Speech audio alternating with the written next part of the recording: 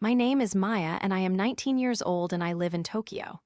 Every morning, the same sounds wake me up: the low hum of the city beginning to stir, the distant rumble of the trains, and the gentle sigh of the air conditioner in my small apartment. I would get up, make a simple breakfast of rice and miso soup, and then head out into the maze of streets. My job at the convenience store was good enough. I stocked shelves, rung up purchases, and said irashimasu to countless faces, most of them strangers. The days blurred into weeks and the weeks into months. I missed my grandfather more than words could say. He passed away a year ago, and it felt like a part of my own heart had gone with him. He was a quiet man, but his eyes always held a spark, especially when he talked about nature. He loved plants, even though we lived in such a concrete jungle. He used to tell me stories about his village, far from the city, where trees grew wild and rivers ran clear. I held onto those memories like precious stones, polishing them in my mind whenever the loneliness became too much. My biggest struggle wasn't just missing him, but feeling completely disconnected in this vast city. Everyone seemed to have their place, their people, their purpose. I felt like a small boat adrift on a huge ocean. My internal nemesis was that nagging voice that told me I was alone, that I would always be alone, and that the world was too big and too busy to ever truly notice me. It was a suffocating feeling, like being trapped under a heavy blanket of silence, even amidst the constant noise of Tokyo.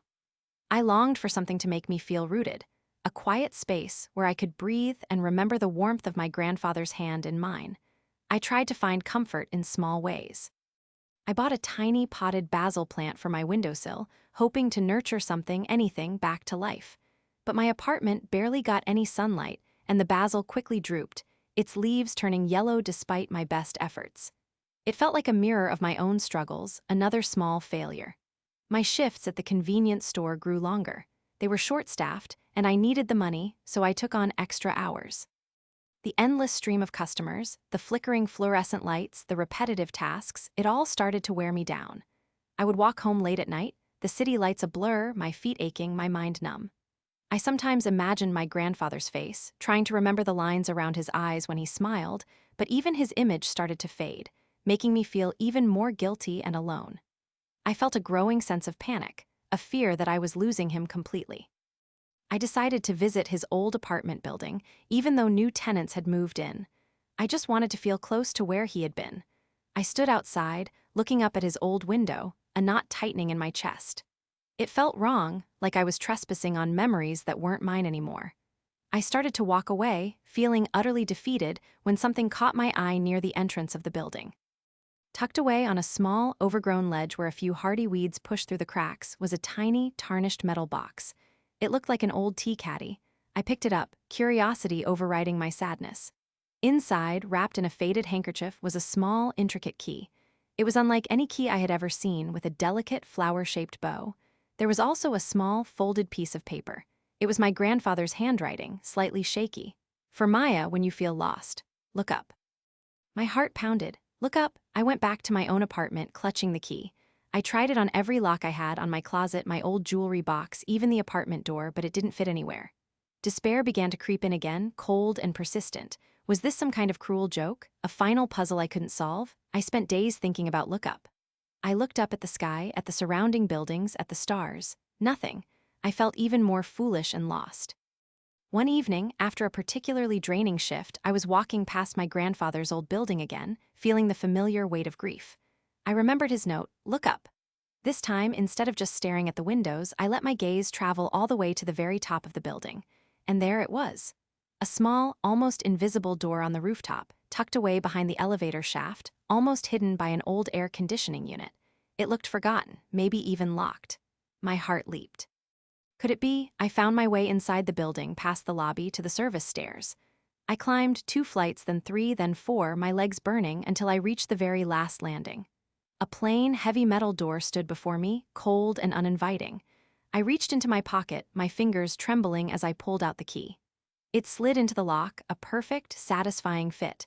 I turned it, and with a soft click, the door opened.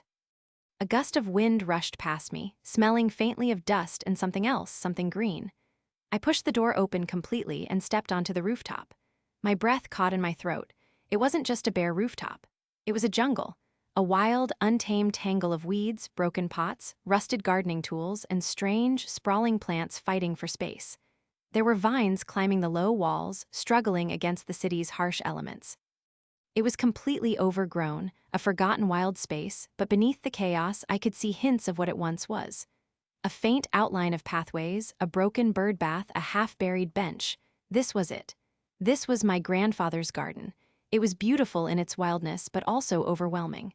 How could I ever bring this back to life? It looked like too much work, too vast a project for one lonely girl. The wind whipped my hair around my face, and for a moment I wanted to turn around and leave, to let this last piece of him remain a secret, too hard to touch. It was my lowest point. The key had led me to a solution, but the solution felt like an insurmountable mountain. I almost gave up right then. I stood there for a long time, the city sounds fading into the background, replaced by the rustle of leaves and the faint chirping of unseen insects.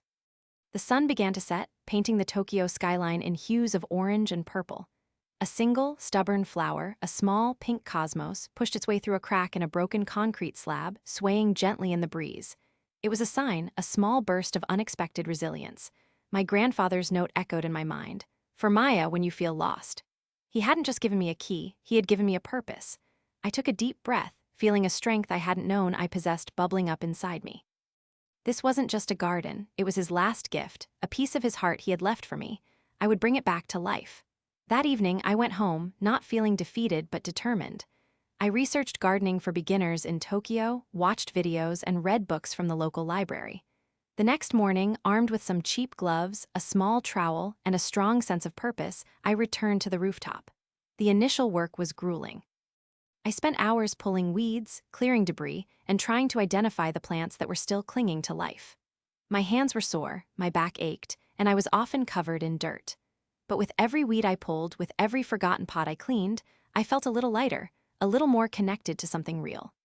One afternoon, as I was struggling to move a heavy, broken wooden planter, an old man with kind eyes and a gentle smile appeared at the rooftop door. He introduced himself as Mr. Tanaka, a long-time resident of the building.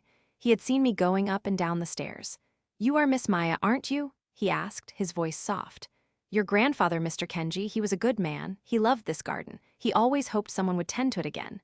He then helped me move the planter without me even asking and offered me a small, sturdy shovel from his own apartment. "This belonged to your grandfather," he said, handing it to me. "He lent it to me once. I think he would want you to have it." That small act of kindness, the unexpected recognition of my grandfather's legacy, and the simple gift of his tool filled me with a warmth that spread through my entire being. It was the spark I needed. With Mr. Tanaka's quiet encouragement and occasional help, and the knowledge I was slowly gaining, the garden began to transform.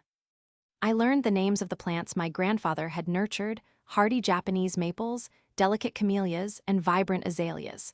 I planted new seeds, choosing varieties that could withstand the city air and bring splashes of color and life. I learned to water with care, to prune with purpose, and to celebrate every new sprout. The rooftop, once a symbol of my loneliness, became my sanctuary. I spent every spare moment there, feeling the sun on my face, the wind in my hair, and the rich earth between my fingers. The quiet work filled the empty spaces in my heart.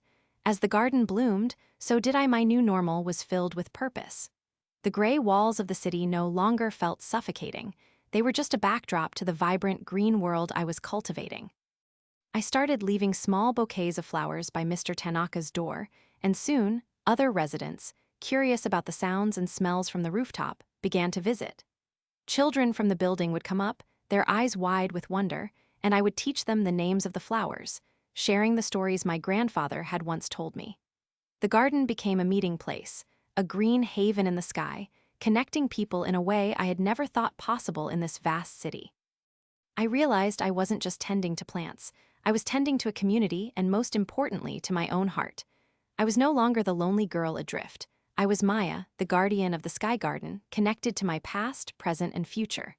One crisp autumn afternoon, as I was turning the soil in a newly cleared patch, my trowel hit something hard. I carefully dug around it, revealing a small, weather-beaten wooden box, half buried in the soil. Inside, nestled amongst dried petals, was a small, faded photograph. It was a picture of me, much younger, probably 5 or 6 years old, laughing, covered in dirt, sitting right in this very garden. Behind me, my grandfather was smiling, his hands on my shoulders. On the back, in his familiar handwriting, was a simple message: "My little gardener, always look for the beauty in small things, Maya. It connects us." A single tear traced a path down my cheek, not of sadness, but of profound understanding. This garden wasn't just a remembrance. It was a connection woven into the very fabric of my earliest memories, a place he had shared with me long before I remembered it. He hadn't just left me a key, he had left me a way back to myself, a path to rediscover the joy and connection that had always been there, waiting to bloom. Things truly do get better sometimes. The biggest gifts are hidden in plain sight, waiting for us to just look up.